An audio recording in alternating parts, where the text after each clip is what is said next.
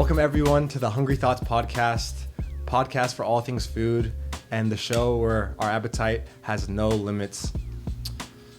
Here we are. I can't believe I'm doing this. I'm a podcaster now, I guess. Still can't believe it. We're gonna have a lot of fun this season with these shows. I'm your host, Nick Barahona. If you follow me on social media, on Instagram and TikTok, you know me as NX Review. Before we get into a bit more about me and who I am and what you can expect from this podcast, I just want to let you guys know, if you guys enjoy this podcast in any way, definitely check out the Patreon, which will be in the link below. There you'll be able to find behind the scenes, you'll be able to find exclusive videos for you guys and anything else you guys would like to see. I appreciate anyone and everyone who helps support me in that way. I love all you guys so much, and if you're watching this, thank you for putting out some time in your day for listening. So getting into who I am, my name is Nick Barahona. Nicholas is my full name. I'm 22 years old. I am from Arlington, Virginia. I grew up there for most of my entire life. I'm currently residing now in Falls Church. I went to Bishop O'Connell High School, which is a private Catholic school. I just graduated from VCU in December of 2022, believe it or not, and I absolutely loved Richmond. It's a university in Richmond here, and I can't say enough good things about it. I actually played soccer as well for the VCU soccer team, the collegiate soccer team, so I was a student athlete. My backgrounds include Bolivia and El Salvador. My mom's from Bolivia, my dad's from El Salvador. Put it simply, guys, I'm just a dude that loves to eat some good food. I think growing up with my parents and just having that culture from Bolivia and El Salvador, I correlate food to gatherings and happy times and celebrations, which, I mean, just looking back, I had a lot of those, and it's just been great. And so you have food from Bolivia, which is like empanadas and like sopa de maní and just a lot of great dishes. Silpancho for you Bolivians that are watching this and you love that. El Salvador, you have papusas, and the breakfast from El Salvador, you have chorizo, you have eggs, you have fried beans, you have a bunch of great stuff. And so that's a little bit about my background. What I do currently right now after graduating, I'm a freelance writer. I am a soccer player, so I played soccer at VCU, but I'm continuing to go for my passions and for my dreams and goals, and I want to become a professional soccer player. That'd be fantastic, and working towards that. And I'm also a content creator. I started off content creating. I didn't even know at the time about like I'd end up doing all this stuff right now that I'm doing a podcast. But I started, I guess, my food page and started the whole journey back during COVID. I want to say in 2020, in maybe spring of 2020. And that started off basically as me just taking pictures of the food and from the restaurants that I've been to in the past, which was Richmond at that time, and also at home in Arlington, Virginia. And I was always someone who, on Snapchat, would take pictures of their food, post it to the stories, and phone eats first always. And so it kind of just started off just something that I really like to do, and I had a lot of free time on my hands, and it was really easy for me too. And so if you look on my Instagram at NX Review and you go down to the first couple of posts, you'll see like the first 30 of just like a recap, a summary of pictures, and you'll see a fat caption. I think I would always go to like the maximum caption, a capacity of words, of me just reviewing it. And I knew a lot of people wouldn't probably read that, but at the same time, it was just so easy for me to do. And so even though it would take me like 1 or 2 hours to put that all together, it was something that I just loved doing. So I just honestly just did it for myself. And slowly enough, one thing, I used to do a rating system too, out of 7, because I was trying to be different, but I don't know why. It didn't end up working out. People would be like, why 7? I'd be like, because it's cool.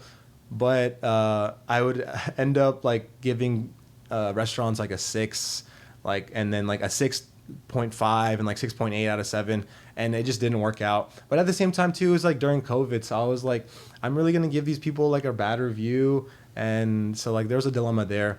But there were some places that I didn't enjoy eating. I wouldn't post those, just because right from the bat I was trying to be someone who is like fully like real, not like faking everything.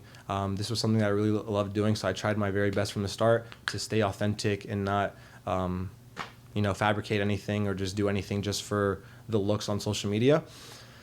But yeah, I got rid of that system, and it's something that actually, that experience that I have kept with me, just because fast forward today, which we'll get into in a bit. Fast forward to today.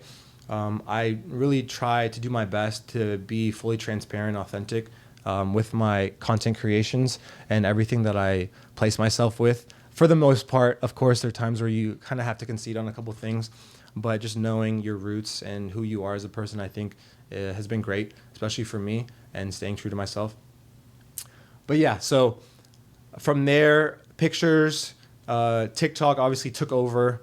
Didn't really get on TikTok until a little bit after, especially like in terms of staying consistent.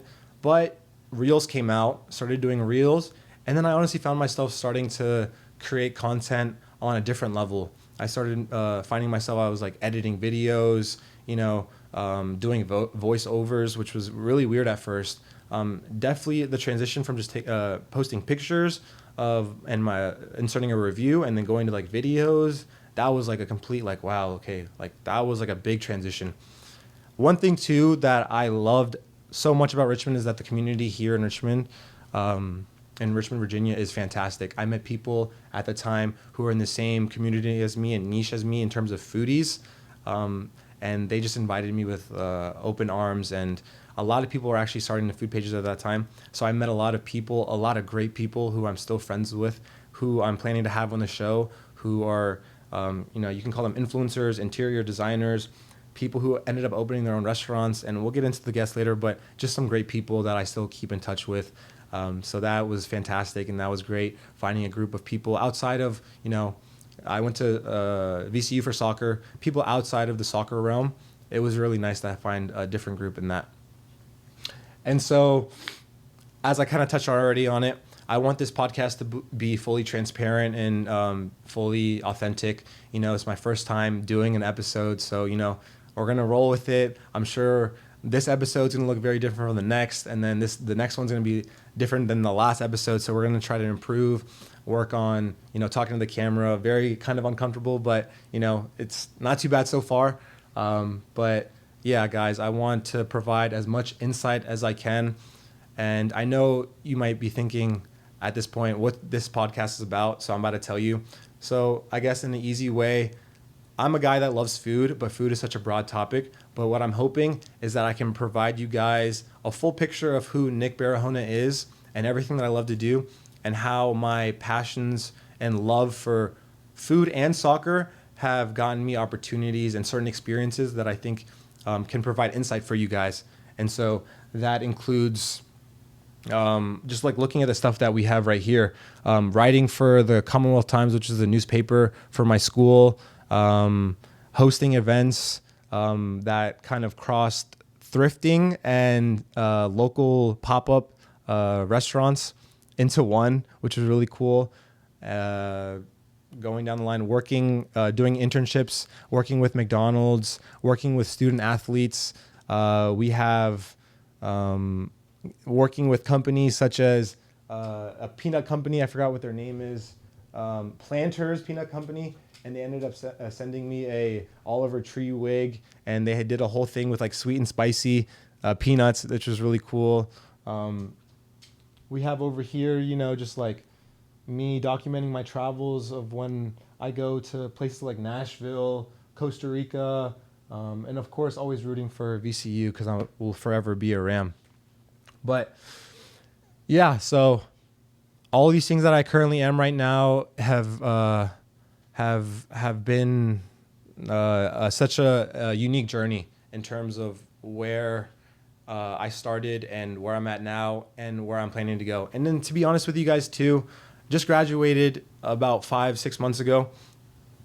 I don't know what I'm going to be doing next year. I don't know. I don't have a specific career path that I'm set in on. And so I feel like, though, that's a lot of people as well. You know, a lot of people who have graduated recently or maybe just are about to graduate.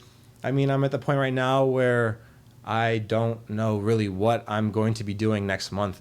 So I'm just taking it day by day, and I'm just grateful that I am able to do and continue to pursue things that I love and passionate in. And to be honest, too, everything that's been going on in my life currently, even though I don't know what the future holds and I don't have a set plan, I've been given opportunities working with media companies, becoming a freelance writer, which I also am, and just having a blast, meeting new people, building connections and networking. So when I think about the future, I'm not too worried about that. Moving on. So I'm going to talk about a little bit about who I am and what I do currently right now, and kind of a bit of like backstories, and further talk about what you see around here, and talk a bit more about what you guys can expect from this podcast. So basically what we have right here is Nick Barahona, a soccer player, and Nick Barahona, a content creator and a writer. But I also have a lot of different interests as well, as many of you do as well. So just to touch on first right here, I'm just going to grab these little cards right here that I have on the table. These are Polaroid pictures of an event that I hosted called Spook RVA. It was one of the first actual NFT events in Richmond that I hosted.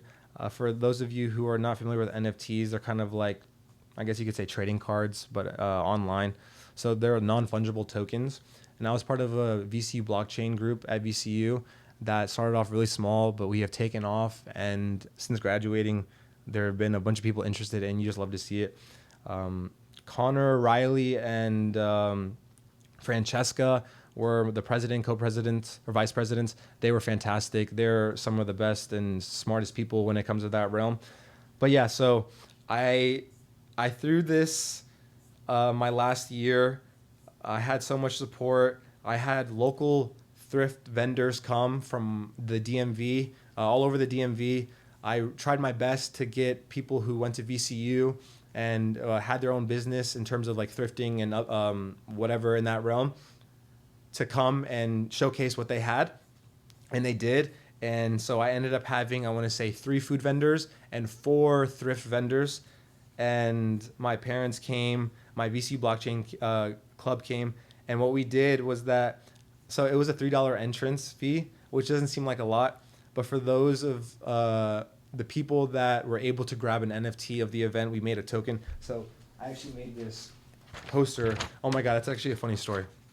So I made probably about like 200, 300 of these. And I spent probably 2 days leading up to it to put them all around VCU. So I just went with like my tape and like I got nails and I would just like put this everywhere. But what I think really did it, literally like 2 hours before my event, I went into, there's like the freshman hall at VCU, GRC. I put like just 100 of them. Like I was putting these everywhere, like on the trees, like right when you would step outside, like on the doors, everything, like on the benches, in the cafeterias. I was putting them on the tables. I would tape it to the tables and everything. And so if you see right here, Spook RVA, shout out VC Blockchain, my boys Brandon and Nash did this for me. Vintage Thrift, local food vendors. Sunday was on October 23rd, 12 to 3 p.m. And so for people who were able to get NFT, got in free entry. I ended up getting like 300 people coming up to the event, and it was really cool. We did a whole thing on Eventbrite, and that was just an absolute blast. I have pictures right here. I mean, I'll definitely keep these for the rest of my life. Just good memories. Everyone had a great time, and I can't say thank you enough to the people that came and supported and for the vendors that were there. Moving on, we have these McDonald's hats and this picture that I got of myself from the Short Pump Town Center.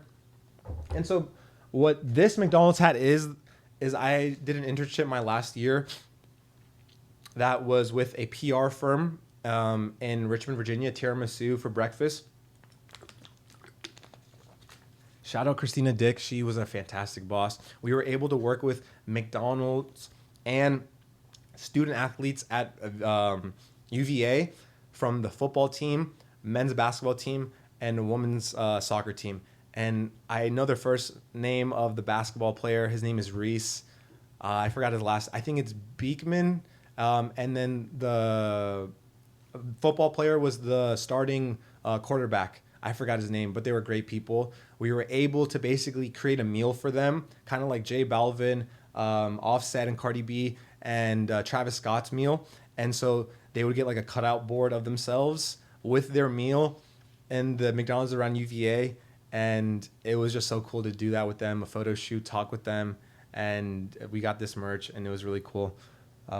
Moving on, we have the Commonwealth Times, and this kind of leads into what I am doing today as well. So I started writing for the Commonwealth Times my first semester of my last year at VCU, and I started off as, I was very thankful for them to give me the opportunity. And so I had to do a couple of non-food posts or writings first, just to show that I was consistent and was serious about it. And so I did 2 or 3, and then I was able to get my own little column called Nick's Picks, which I basically just did reviews of food that of restaurants that I already had been to. It was really easy, honestly, because I already had that on my Instagram. So I just kind of transferred it into this, and I thought it was just so cool. They made a little animation of myself, and that was a great time. I ended up actually getting a position as a staff writer by the time I was done. And fast forward to when I graduated, I wanted to keep writing. So I contacted this publication in Arlington, ARL Now, and I was just like, I thought I was just going to contact them and they were going to give me a job. I don't know. I was just feeling really optimistic and very confident. But like looking back now, I was like, I'm just like a random kid, like hitting them up on in email. But I hit them up on email. I was like, here, I basically had like a resume of things that I have done in the past, gave them links to the Commonwealth Times. I had done like 10 to 12 different stories. And I told them about my food account on Instagram and my experience. And luckily enough for me, there were people who were on vacation at that time and they needed a couple spots filled. And my first story that I did was the #1 story of the week. I did one of El Pollo Rico in Arlington, Virginia, some of the best Peruvian chicken in the DMV. Shout out the Solanos. They're actually some family friends of mine growing up. That post did fantastic, and it was so fun. Did all the photos myself, and that was just great. And so I kind of got an entryway into there where I'm now a freelance writer for them currently. And so that just goes to show you just like, one email turned into me now writing for ARL Now, where I've gotten like tens of thousands of clicks on my reviews and articles. And so, yeah, everything else kind of just is things about me. Tony Montana, Scarface, great movie. But moving on to the guests that we can expect for this season of the podcast, we have line cooks. I have a great friend, Paolo, who's going to be coming in soon. He's a line cook at Blue Atlas in Richmond, Virginia, talking about his experiences going to culinary school, living in Richmond. He was one of my first friends that I met that was outside of VCU. He's a great guy, fantastic. Food truck owners, chefs, restaurant and pop-up owners. I have a friend who turned her pop-up into a restaurant that is Sprezza. Angela is her name. She's fantastic. She's going to be coming in. Interior designer. One of my friends, James, who will be coming in, he goes into, like he's like the minds behind like when a restaurant opens, like what the concept is going to be and working with like the owners to see like how they want to do it. I think that's so cool. Influencers from Richmond and the DMV, I guess you want to call them, but just like, people who are running food accounts that range from hundreds to thousands to hundred thousands of followers. Food critics, editors, and much more. What we're going to do with them too is I'm going to get some flashcards and we're going to do like a quick 1 minute at the end of our video to ask them a bunch of random questions and just see what their answers are, like favorite foods, last food you'd ever eat, best place to get a burger, blah, blah, blah, stuff like that. And then we'll give a gift to them and also a Polaroid picture before we all wrap up. But yeah, so that's pretty much it, guys. I'm very excited for this, guys. This has been sort of a long time in the making. I've been wanting to do a podcast ever since COVID happened. So I'm so happy and excited that we're finally able to do this. I think the guests we're going to have are fantastic. I think you guys are going to get a lot of insight and information on not just everything that I've experienced with my content creating and working with a bunch of different people and working in Richmond, and then now in the DMV and DC, or Richmond's in Virginia, but working in DC in the Northern Virginia area, how different it really is. Going to, 5-star restaurants, getting invited out to MGM to spend the night there, and just meeting a lot of great and very interesting people. So that, I think, is it. If you guys enjoyed this episode, or if you guys are psyched as I am for this, please leave a like, share this with a friend, and definitely go check out my Patreon link. I think this is going to be a great time, and I'm very excited. I keep on repeating that, but it's because I am. And yeah, just like that, that's our first episode. I thank you guys for watching and listening, and I appreciate all of you. And as always, eat up.